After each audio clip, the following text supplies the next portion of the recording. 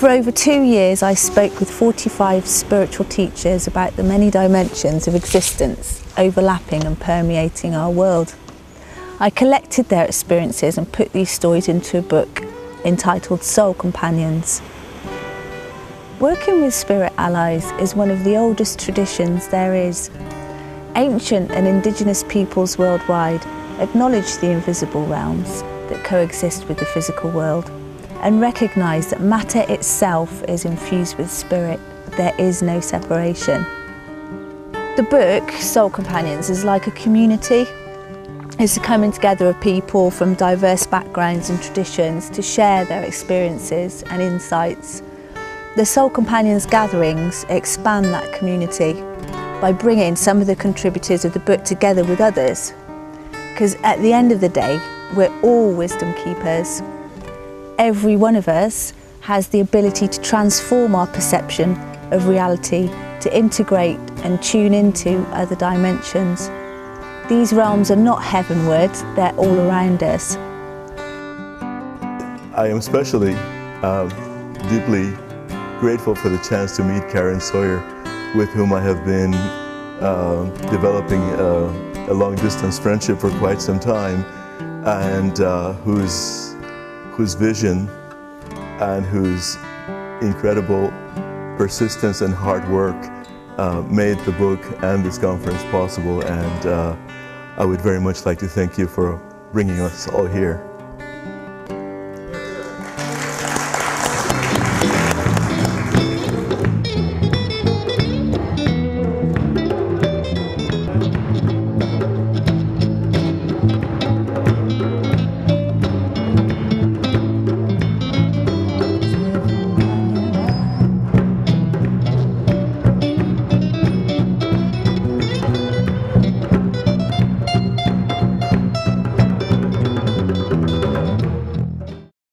Taught that too much salt's bad for us.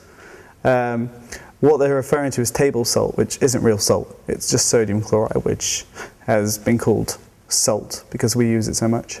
The best thing you can do for someone like with high blood pressure, now people with high blood pressure, they say don't have any salt.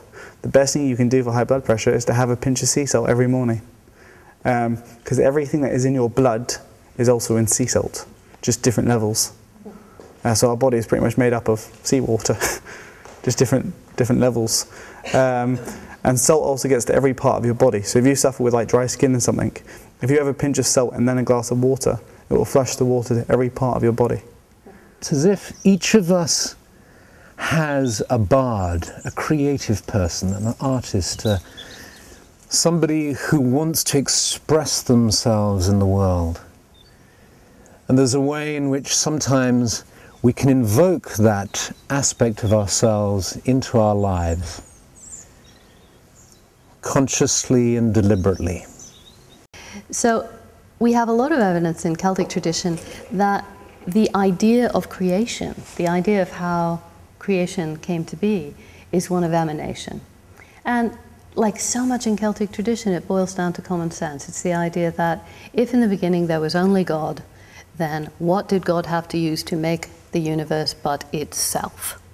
Therefore, creation has to be emanation. That's the only way it can work. So, throughout Celtic literatures and Celtic theology and so many different facets, you have this idea of creation as emanation. I mean, it comes up in the Welsh tradition of Iolo Morgannwg and the idea of the Awen and creation radiating down in 3 bars of light. And in the Irish tradition, you have the 7th century theologian John Scotus Eriugena, who talked about everything as a theophany, everything as a manifestation of God in form. Now, one of the things, of course, is that the shaman has been identified as what we could call a benefic practitioner, as someone who cures, someone who takes care of the community, someone who is in service of the community. And by that definition, by that inference, the title of this talk, The Witch as Shaman, would imply a severe contradiction in terms, in that the word witch in the popular vocabulary, but certainly in scholarly circles, has long had the precisely opposite sense. The witch is someone who is maleficent practitioner, someone who curses, someone who damns, someone who works baneful magic against the community. And so the idea that the witch might somehow be a shaman would seem to not make a lot of sense. So the way to be in relationship with animals is to be really calm within. And I was telling the story this morning about how we go up the mountain at our place, and how once we're calm, all my mad working dogs, who are all highly intelligent and highly energetic, and they'll all just calm down and sit under a tree. They won't be barking, they won't be chasing kangaroos, they won't be chasing anything, they will just calm right down. And when you see it and experience that, then you can really see how interconnected we are. And I really notice when there's, Australian Idol on TV, how the dogs are sort of pacing up and down and wanting to go out and come back in, and they won't settle. And what they're telling us in this instance is, this is too much. It's not good for our nervous systems. It's not good for our energetic fields.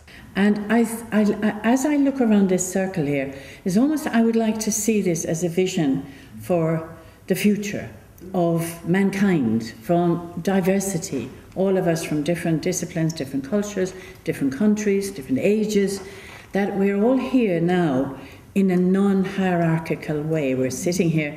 Usually, in the past, it was always you'd go to a lecture and there'd be somebody up on a podium speaking down to you. And now it's more of a sharing, like one shares around a campfire.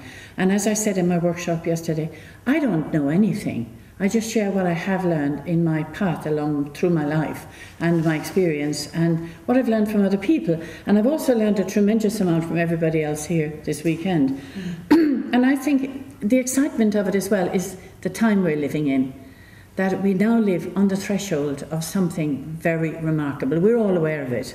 We all have different ideas of what it may be and how it's going to present itself, but there's something happening. There really is something happening, and I feel excited about it.